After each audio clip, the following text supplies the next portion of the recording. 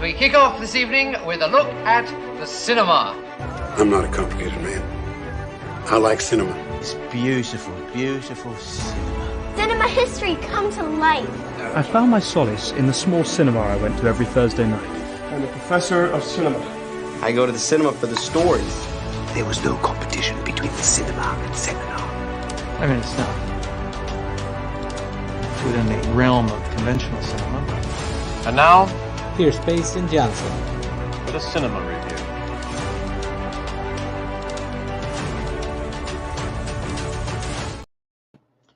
It is Monday, December 11th, 7 EST, and thank you for joining me for another episode of the Cinemasters Reviews. Getting towards the tail end of the year, this is actually the second to last episode of the year, but fret not, we have a super exciting slate of movies. We are going to be reviewing Hayao Miyazaki's final film, the latest from Studio Ghibli, The Boy and the Heron, as well as the new thriller starring Thomas and Mackenzie and Anne Hathaway, Eileen. But joining me to talk about The Boy and the Heron, a man who loves Studio Ghibli just as much as I do, a first-time guest in the show. Some people call him the king of controversy when it comes to his Letterboxd opinions, but I just call him Kaiser Wang. Kaiser, how are you doing tonight? Controversy, yeah. I would like own up to it now, but yeah, I'm doing great. Like, coincidentally, I'm like going to Japan in like 2 days for my holiday, so it's kind of fitting well. But yeah, but okay, I'm not going to GB Park because tickets for GB Park are like impossible to get. But yeah, I'm going to Japan soon. Absolutely. Well, no, that is awesome. I think that's super exciting that you are taking a trip to Japan. But let's talk about our first film, that being The Boy and the Heron, as I said, directed by legendary filmmaker Hayao Miyazaki. This is his final film. Reportedly, he said The Wind Rises was going to be his final film. Came out of that one released around 10 years ago, and back in 2013. He came out of retirement because his grandson wanted him to make one last movie, and so he essentially made this one to about sort of the passing of life and what you leave behind. This one follows a young boy by the name of Mahito who, while living during World War II, essentially moves to his stepmother's new house after his mom passes away and his father marries a new woman. At this house, he starts having these adventures with this unique gray heron, if you will. And going from there, it's a little tough to explain, but as you might imagine, kid goes on a bit of an adventure. Kaiser, what has been your history with Hayao Miyazaki films in general, and how were you feeling walking into The Boy and the Heron? So I'm going to be honest, like Hayao Miyazaki movies, like those are the first movies I think I have ever watched. Like you know how when you're like 3 or 4 years old, when you watch movies, you watch the movie but you don't really understand what is like going on, but like you remember all the iconic images that they just stay inside your head as like childhood memories. Those are what Miyazaki's movies are for me, and as long as I can remember, he's been my favorite director. Like animation director, definitely first. When calling a live action director, it's between him or like Kurosawa.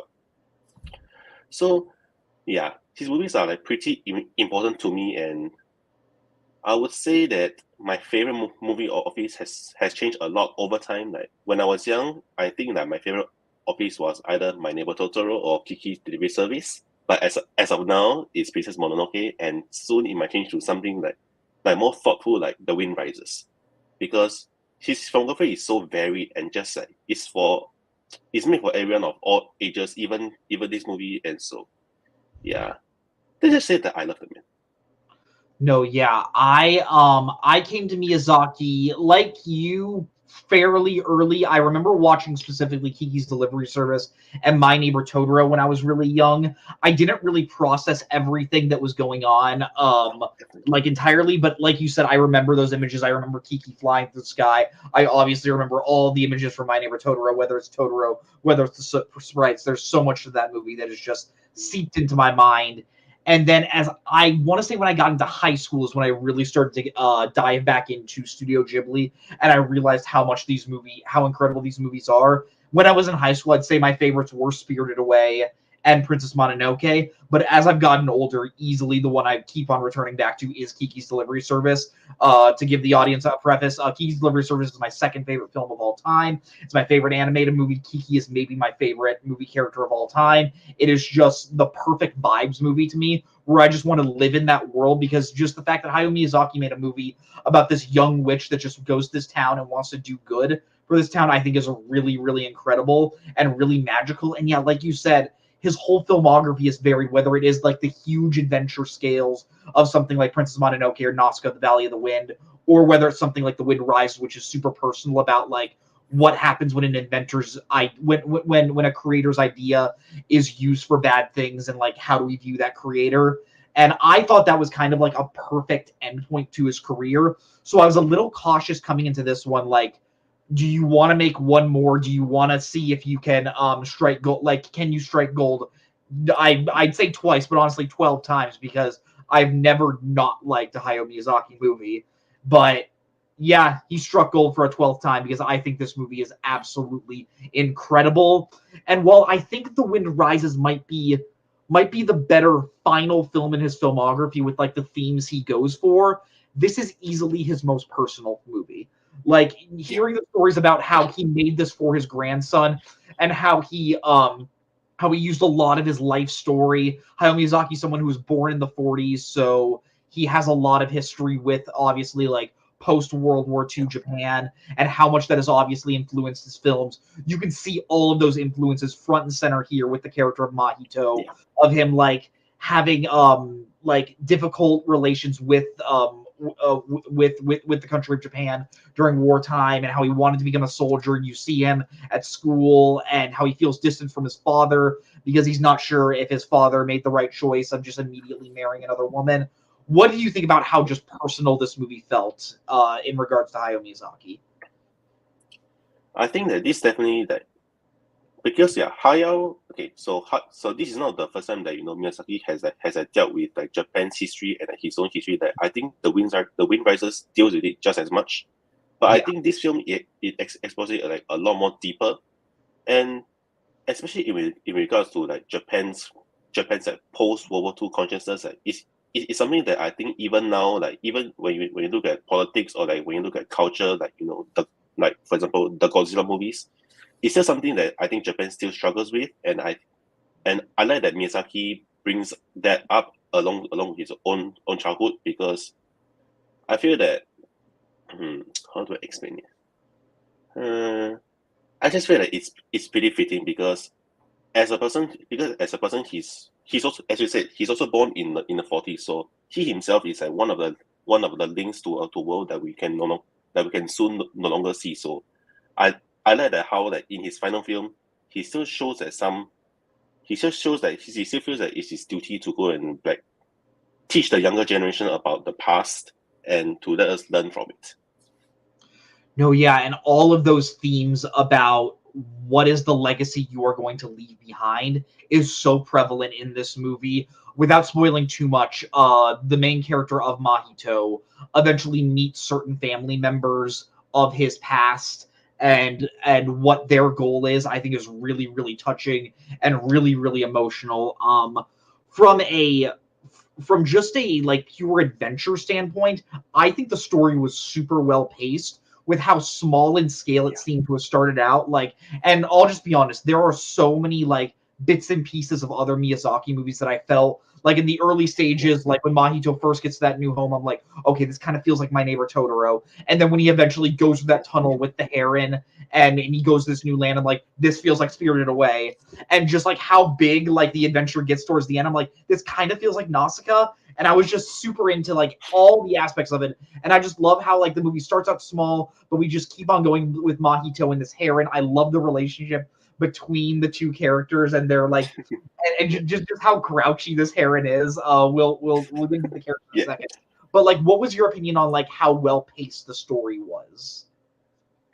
This movie is honestly pretty unique. Like, honestly, okay, once you look at this movie as a whole, you'll be forgiven for thinking that there is a lot going on, and this movie should be so-called longer, because honestly, Miyazaki explores a lot of things in this movie. But that's a funny thing. Even though even though by the end when you like reflect upon the whole movie, you feel like you've experienced a lot. At no point did you ever think that this should be longer or like this should be shorter. This is a perfect length without getting bored. And I think that is actually one of Miyazaki's primary strengths throughout his entire career. Yeah, this is a movie that is around the 2-hour mark. Yeah, his movies very much in runtime, like My Neighbor Totoro, not even an hour and a half. Princess Mononoke is a movie that pushes 2.5 hours. Every single one of them feels like the perfect length for what they are trying to get for what they're trying to get at. And just like all Studio Ghibli films, I think the reason why this movie is so much fun to watch is because the vibes and just the calming nature of the film is just right front and center. Miyazaki's a filmmaker, I think, aside from maybe Terrence Malick, someone who has just such a great appreciation for the world and nature, and the way how he gets this across through animation, I think is such a perfect way. Like, there are just scenes where Mahito and his companions are just like hopping from stones on the water to different stones in the water, and just the way how the water just moves, I just think is beautiful. How calming the film feels. There are new small little Ghibli creatures, and the way how there are Totoros and the way how there are soot spreads. This movie has those, and when those things came up, I think the entire theater I saw in, like a full IMAX theater, was just like, oh, and it's just because he has that ability to just really connect with the audience in such a calming way. What do you feel about the vibes that his movies usually give, and like, do you just feel like at home when you're watching these movies? So yes, I kind of feel at home, and I do agree with you that this movie is like, for the most part, it's like chill vibes. But then, okay, and this isn't really like a spoiler because there are some very, very, very dark moments in the movie, like, and at random moments too, it just like switches from like a 0 to 100 really, really quickly. So but then for the most part, I think one of Miyazaki's strength is his chill vibes, because I think, and I don't know about you, but when I started out playing trivia, I used to pick Studio Ghibli as a strength because I watched those movies a lot. But then as once I started playing like more and more, I realized that as much as I love these movies, I don't really retain a lot of plot specific information about them, because when I watch these movies, I just turn my brain off and I just let the movie wash over me, and just like and just be in the moment and just enjoy it. And I feel like that is one of his like core strengths as a filmmaker, is to make his audience very relaxed and just like forget all about their troubles and just enjoy what is in front of them. Yeah, just like even in moments where we are in peril, like when Mahito meets the parakeets and he sees that the parakeets want to eat him. Even then, like it just has like a calming nature where I'm like, I just want to stay with these characters. And just when Mahito meets his granduncle and when Mahito meets certain characters, I'm just like, I just find it beautiful. I think the way how Miyazaki animates water, every single time I see it, I'm like, this is one of the most beautiful elements. Like, once again, water is one of the natural elements of the world, and the way how he presents that, I think, is really, really great. Did you watch this movie subbed or dubbed? Just curious. I watched it as a sub. Sub, okay. Do you want to comment about the subbed voice cast? About the original Japanese voice cast, because I saw the movie dubbed, and I want to make some comments about that. So if you're gonna, okay, so in terms of the actors, I'm gonna be honest, I don't know any of them. So that's fair.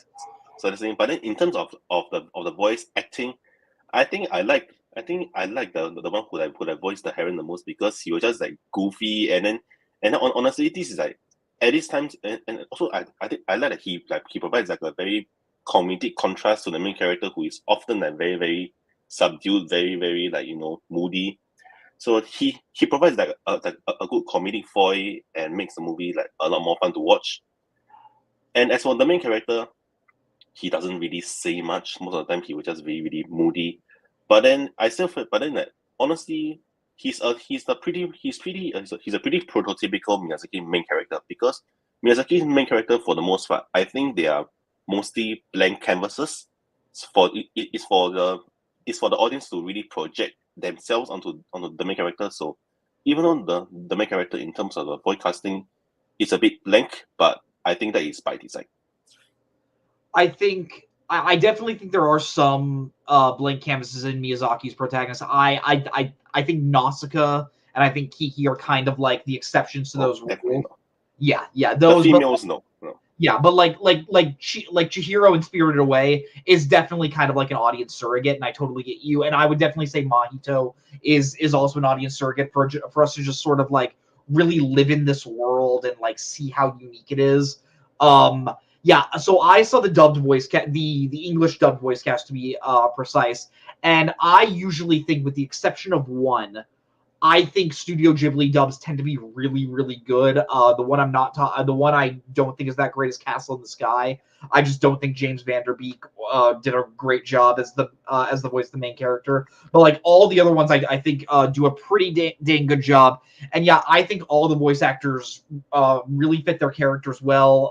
I think Christian Bale was great as Mahito's dad. I think Dave Bautista phenomenal as the Parakeet King, like perfect casting. Like he has just this perfect like stalwart like nature to him. I didn't even realize it was Dave Bautista until the end, and I think that was really, really cool. But easily the standout of the English dubbed voice cast, the person that played the Gray Heron, if you would have told me by the end of the movie, it sounded like Danny DeVito as I was watching the movie. And when the credits rolled and I saw Robert freaking Pattinson was the one that was doing the voice. What? No, Robert Pattinson, and he is going for it. He's like, Mahito, get this arrow out of me. He's so good. He's so perfect. He sounds like he smoked like 12 packs a day. And like when you ran down the voice cast, like Willem Dafoe, Mark Hamill, as I said, Christian Bale is in this movie. If you would have told me that Robert Pattinson was the one doing this wild Heron voice, but he's so perfect in it. I've never seen him do something like this. And the fact that he just went for it, I absolutely love. Like if you could give an Oscar nomination for a voice performance in general, he's so funny. And I think the fact that like the Heron and Mahito hate each other when they first meet, because like when the Heron first meets Mahito, he's just kind of douchey towards him and just kind of like mean, and then Mahito like kind of puts him in his place, and then just like the friendship and the relationship they build throughout the movie, and eventually the Heron starts helping out Mahito in certain ways. I think that's a really great friendship in this movie. I think Studio Ghibli is really great at showing platonic bonds in these in their types of movies, and I think the relationship between Mahito and the Heron is a really, really phenomenal bond. Yeah, let's just get into the technical aspects, even though like it's even though it is like a Studio Ghibli movie, so like I feel kind of what's the word? Like, what do I say? You know what to expect. Yeah, this movie is gorgeous. This movie looks absolutely gorgeous. From what I've gathered, Hayao Miyazaki animated this in a completely different way than he has animated his previous films. I believe every single month for the past 7 years, he's animated only 2 minutes at a time because he wanted to get it so detailed. And you see all the details. Like, I think the way the characters move, it looks a little bit more fluid than some of his other movies. Like, there are scenes where like characters are like crawling or like running up the stairs, and you can see the frame rate is a little higher. And I think that was really great. The watercolors are beautiful. Joe Hisashi comes back to compose this movie. Joe Hisashi is the man who's composed almost every single Hayao Miyazaki movie. And once again, the score is beautiful. What did you think about the animation, the score in general, Kaiser?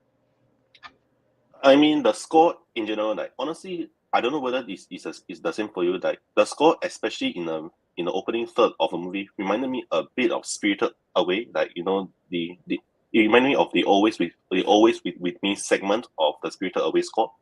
So I felt that was a nice callback even to that even then. And then honestly, for like a movies, whenever I go watch a movie in the theaters, I don't really stay back for the credits anymore. This one, I stayed for the ending song, which is as great of an original song as you're gonna get.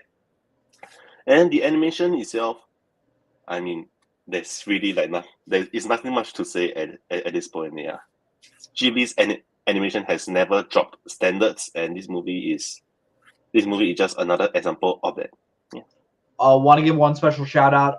I think Studio Ghibli always really nails flying scenes in their movies, And once again, like this movie has a few scenes where the characters are flying, and it just feels wondrous and magical every time I see it. And I just wanted to shout that out. Before we head into final, the last thing I really wanted to get onto is kind of where this movie concludes. Compared to a lot of other Miyazaki, like Studio Ghibli and Miyazaki movies in general, this movie does not give you all the answers. It gives you a puzzle and kind of asks you to solve it. And I think walking out of the theaters, I definitely had a lot of questions. But I think the wonderful thing about this movie is as the movie has gone on, and as I've thought about the movie more, I keep on thinking about like what Miyazaki was going for with like what these characters were saying. For example, there was a final conversation that Mahito has with like a major character that I keep on coming back to, and I think it's really effective that the movie doesn't give you those answers and lets the audience figure them out for yourselves. Yeah. What did you think about the themes and what this movie asks you in general, Kaiser? I think what this movie is interesting is that I think this is like the first Miyazaki movie in which, like, while you're watching the movie, he's not just telling you to watch the movie. He's like telling you to watch the movie and also reflect upon yourself, and also like reflect upon that reflect on the themes of the movie. And I like that. And earlier in the review, I said that Miyazaki is like dealing with a lot of themes in his movie. Like I think that one of the two biggest themes in this movie is, number one, dealing with grief and how to move past grief and how to find peace. And number two is trying to deal with what our ancestors and what our parents have like left behind, and to build a better world, which is obviously which is like a theme that is even more relevant now in this like world, which is like, you know, ravaged by like two major wars, and the planet is like dying. So yeah, I think what is also good is that these are the other things that Miyazaki has always persisted with throughout his career. So for this to be his final movie, and for this to be his like final words on what he has always stood for, is perfect for me. From watching all of Miyazaki's movies over and over again, something I found is, while he definitely is someone that he is definitely in a way like kind of tortured by a lot of like the negative thoughts that kind of go through his brain, but he's always someone that is looking for, well, how can we build that better world? How can we find that silver lining? And I think this movie is kind of the perfect capstone to all the themes and everything in all of his movies he's ever touched. Yeah, I think this is I think what this movie asks you and how this movie holds up a mirror to your life, I think is really, really beautiful, because it asks you to slow down and think about everything that you have left behind. And it's such a mature like way of looking at films in general. Like this is like something I find interesting is this, and aside from Princess Mononoke, this is the only PG-13 Studio Ghibli film he's made. Maybe the Wind Rises, don't quote me. I think the Wind Rises might also be PG-13, but this is one that's definitely not intended for like super young kids. And I think that's kind of necessary. I think it's interesting to see that Hayao Miyazaki made a movie like specifically for older audiences to reflect on so many things that maybe they have had going on in their lives. And I can honestly say, like, this is a movie that I can 100% tell you I'm going to be revisiting for many years in the future because of how good it is. Before we head into final ratings, is there anything else you want to talk about in regards to The Boy and the Heron? Okay, like, I don't really want to sound like a downer, but this movie, even though it's great, I still think that there is some parts that I feel like it's a bit shaky. Like, I feel that when it came to the real world portions of the movie, it can get a bit like it's not as great as the fantastical elements of the movie. Like, for example, in the real world segment, which is like for the most part is the first 30-ish minutes of the movie, there are some character choices that I feel like were just like a bit too overboard. And even though in hindsight, I get what Miyazaki is trying to go for in terms of portraying Mahito's loneliness and him trying to deal with his grief, I feel that sometimes he just goes a bit too much. That was my main criticism with the movie. No, that's fair, and I totally understand that. I was not personally bothered by it. I kind of like the balance between the real world scenarios and the fantastical elements. I loved just like the characters that Mahito meets at this new house with all the like elderly women. I think those were like perfect characters, and I think like the humor of the real world scenarios really helped me. But I do understand how those could take you out, especially because of how much fun all the fantastical elements of this film are. Well, Kaiser, we do review movies here on a scale of 0 to 10 videotapes, 0 being absolutely abysmal and 10 being an absolute masterwork. If you were to rate this movie on a scale of 0 to 10 videotapes, what would you give The Boy and the Heron? So I'm kind of struggling between two ratings. I think because this movie is very special to me because this is the first Ghibli movie I've ever saw in like theaters. So this will inflate the rating a bit. I'll give it an 8.5 upon 10. 8.5 out of 10. Yeah, that is a great rating. Yeah, this is actually the only the second movie I've seen, a second Ghibli movie I've seen in theaters for the first time. I saw Ponyo when it came out in theaters, just because like Disney had like a huge release for that. Did not see The Wind Rises in theaters, but I'm actually going to be going quite a bit higher than you. This is one of my favorite movies of the year. This is a movie, when I saw it, I was like, this is already going very high on Miyazaki's filmography and the way how I rate it. I'm giving it a 10. This was my most anticipated movie of the year, and it completely delivered. There are still some questions I have about the movie. There are still some things I'm pondering about, but that is a good thing. This is the way how I want art to impact me. I want them to fill me with these emotions where I'm just left thinking, what was the filmmaker getting at? And I just think how Hayao Miyazaki goes off on this huge swan song to end his career, I think is absolutely incredible. And I would recommend. Fingers crossed, it's not his final movie. Fingers crossed.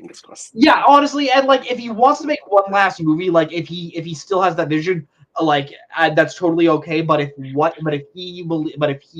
this does end up being his final movie, what a film to end on. Like what an absolute what a career. And just here's to Hayao Miyazaki, one of the absolute greatest filmmakers to ever walk the face of the earth, like animation or live action.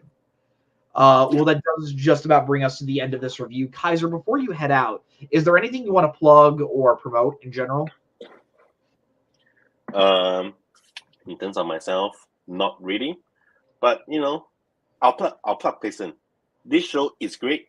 The guests are great, and Payson is a very nice man. So watch his stuff. Thank you so much, Kaiser. That means a lot. Everyone, go follow Kaiser on Letterboxd. I'm actually going to promote that. It'll be worth it. It'll be worth it. Yes, it'll be worth it.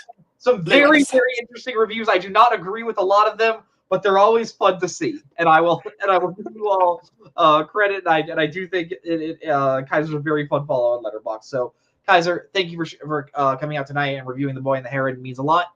Thank you. Absolutely. Have a great night. Thank you once again, Kaiser, for being a guest on the show. But we are going to be moving right into our second review for the night. Eileen, directed by William Oldroyd.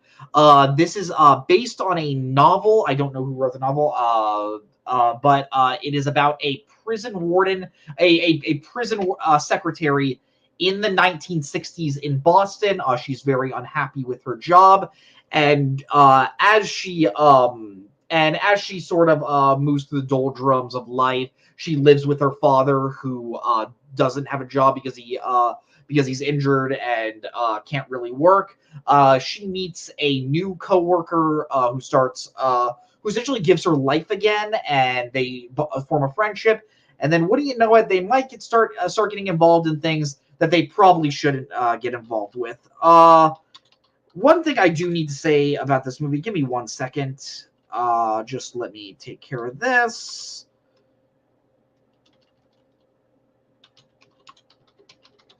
Love the dead air. The number one thing I want to say about this movie is this is a very short film for a thriller. It's around an hour and a half. And normally when movies are that short of length, I'm usually pretty into it because I do think a lot of movies nowadays are a little bit too meaty and probably can cut down on the fat. This one I think is one of those rare instances where I think it could have used maybe a little bit more runtime and maybe a little bit more time to flesh out its story, because I'll just come out right now and say the number one issue with this movie. This is a movie I enjoyed, but my number one complaint about this film is it ends right when the movie starts getting really interesting. Like, this movie pitches itself on, oh, look at these two characters, Eileen and Rebecca, and they're gonna form this friendship and eventually start committing crimes together. And it ends right when they commit their first crime. Like, I don't find that as a spoiler, but like right after they commit their big ploy, it goes on for maybe like 10 minutes after, and then the movie is over, and it doesn't give you enough time to really care about the characters or be invested. And I would maybe be a little bit more forgiving if the movie that preceded all of this was really like tense and had a lot of build up and you could like see where the movie was going. But I don't think the direction by William Oldroyd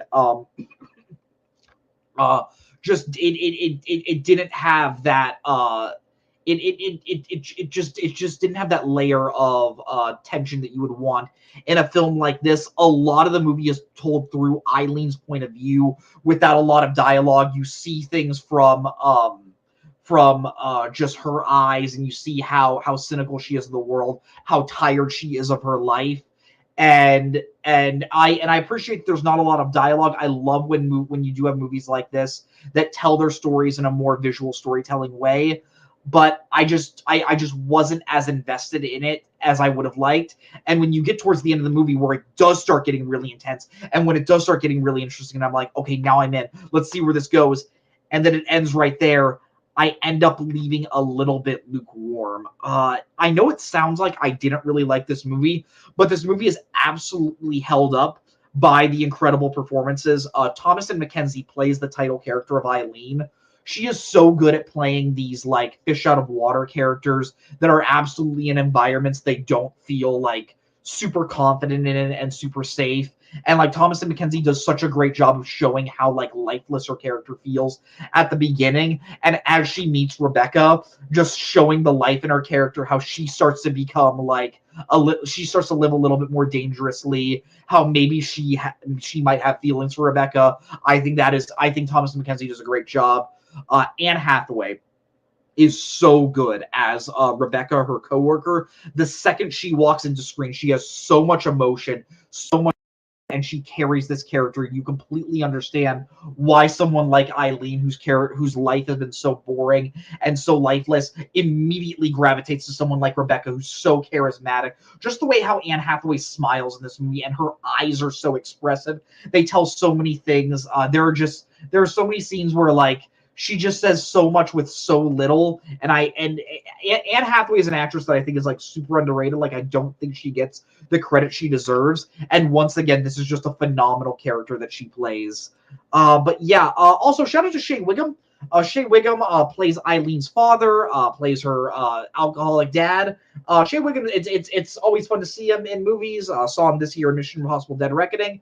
And yeah, he's pretty good as well. So while the movie is probably elevated by its cast, and it just unfortunately it doesn't have a lot of meat to it, and I wish the bones that it left on just had a little bit more juice to it, and wow, it's a movie I can't really call bad because there's nothing really that bad in it. But it just feels like such like a skeleton of a movie that could have been really, really good. And what you're left with is just kind of meh. Like, I hate using that word as a description for a movie, but that's the best way I can describe it. The movie just feels meh at the end. If I were to rate this movie on a scale of 0 to 10 videotapes, I think I'm going to give it a 6. I think I'm going to give it a barely passing rating. Again, I can't say this movie fails as a whole, but I can't really say it's that good of a movie. 6 is what I consider a decent rating, and it is still a passing grade. There's no reason for why you need to go see this in the theater. If you find this on like HBO Max or Showtime when it comes to streaming, I think it would be a decent watch. You're gonna be able. It's not gonna take up a ton of time, obviously, with its short runtime. But yeah, there's really not much that you're going to be remembering from Eileen.